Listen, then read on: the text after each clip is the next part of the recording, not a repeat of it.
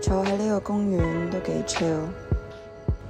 我想問下，而家究竟有幾多人係好中意，即係成日拎住電話喺度碌，可能碌下 IG 啊，或者睇啲搞笑嘢啊，或者點樣？唔知大家會唔會覺得，即係花咗太多嘅時間喺呢個 social media 度咧？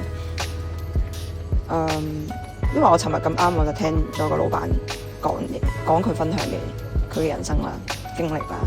咁跟住我最有得着嘅就係佢話你花出去嘅每一個時間都必須要有個目的同埋個回饋。如果唔係，你就係浪費緊自己嘅時間。咁其實究竟有幾多人知道自己嘅時間其實係真係咁寶貴嘅呢？因為人嘅生命係有限㗎嘛。咁你花咗嗰個時間，即係你個人生係倒數，你唔係遞增緊，你係遞減緊。